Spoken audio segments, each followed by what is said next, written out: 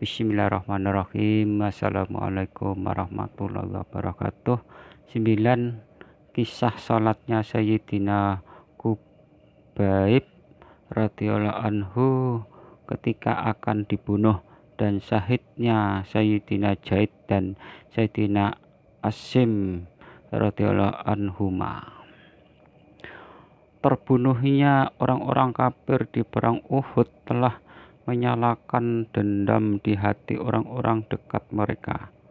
Sulapah, yang keduanya anaknya telah terbunuh dalam perang tersebut, bersumpah jika tempurung kepala Sayyidina Asim radhiyallahu anhu atau sahabat yang telah membunuh anak-anaknya sampai ke tangannya, ia akan menggunakannya untuk minum arak.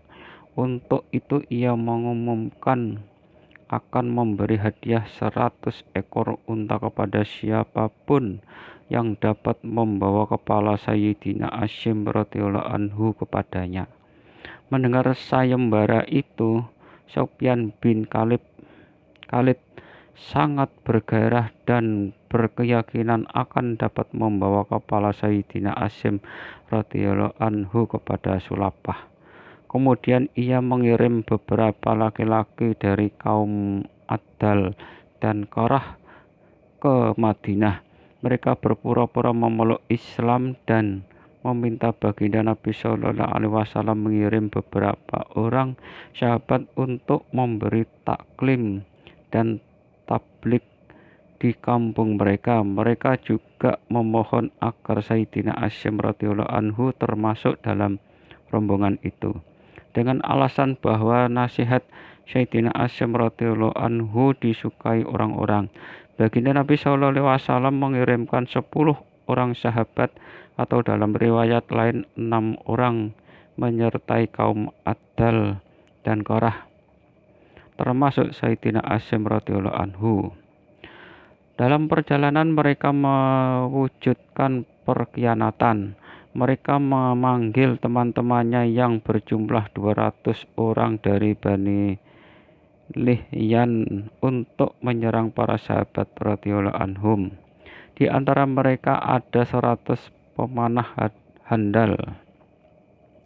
Melihat musuh demikian banyak, mereka berlindung ke bukit Pat-Pat.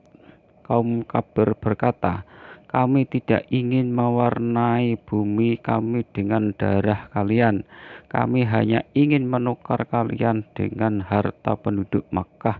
Kemarilah, kami tidak akan membunuh kalian."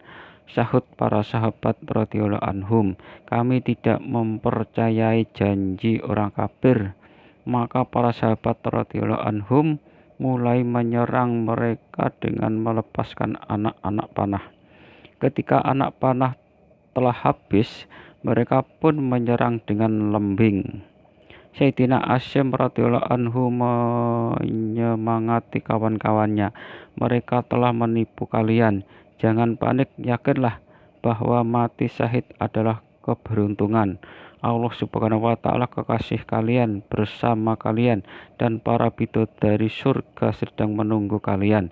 Sambil berkata demikian, ia menyerang musuh dengan gagah berani sampai patah lembingnya. Kemudian ia menggunakan pedangnya, namun karena musuh sangat banyak, ia pun gugur sebagai syahid. Pada akhir hayatnya ia berdoa, "Ya Allah, sampaikan berita kami kepada baginda Nabi Shallallahu Alaihi Wasallam." Doa tersebut langsung dikabulkan oleh Allah Subhanahu wa Ta'ala.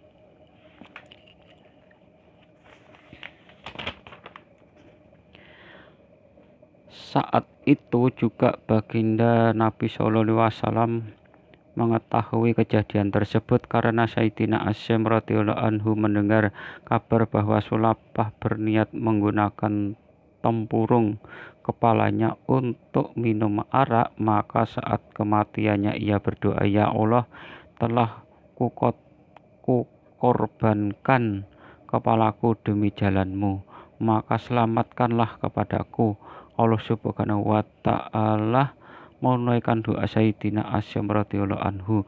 Ketika orang-orang kafir berniat akan memenggal kepalanya, Allah Subhanahu wa taala mengirim sekumpulan lebah untuk melindungi mayat Sayyidina Asyam radhiyallahu anhu dari berbagai arah sehingga musuh gagal memenggal kepalanya.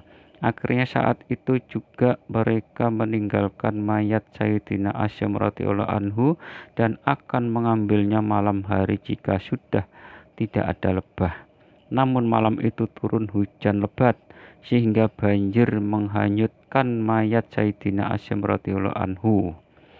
Dalam pertempuran itu 7 atau 3 orang muslim telah syahid. Yang tinggal adalah Sayyidina Kubaib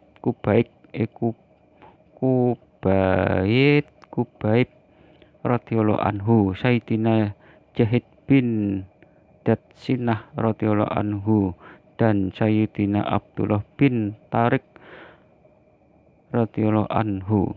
Mereka bertiga telah bertahan di atas bukit. Orang-orang kafir terus membujuk mereka, turunlah kemari, kami tidak akan ingkar janji. Akhirnya mereka mempercayai janji musuh itu. Mereka turun dari bukit. Begitu sampai di bawah, orang-orang kafir melepasi tali busur mereka. Sayyidina Abdullah bin Tariq radhiyallahu anhu berteriak, ini awal dari sebuah pengkhianatan. Aku tidak akan pergi dengan kalian. Aku lebih menyukai mati syahid bersama teman-temanku. Musuh pun memaksanya berjalan, tetapi ia tidak bergerak. Mereka pun membunuhnya. Akhirnya tinggal 2 orang sahabat, Sayyidina Jahid bin Datsinah radhiyallahu anhu dan Sayyidina Kubaib radhiyallahu anhu. Keduanya dibawa ke Mekah dan dijual kepada penduduk Mekah. Sayyidina Jahid bin Datsinah radhiyallahu anhu telah dibeli oleh Sufyan bin Umayyah sehingga seharga 50 ekor unta untuk dibunuh sebagai balas dendam atas kematian ayahnya.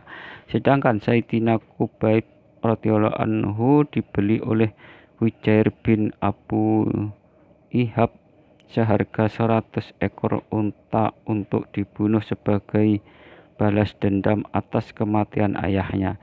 Diriwayatkan di dalam Sahih Bukhari bahwa ia dibeli oleh anak-anak Haris bin Amir karena ia telah membunuh Haris dalam perang Badar.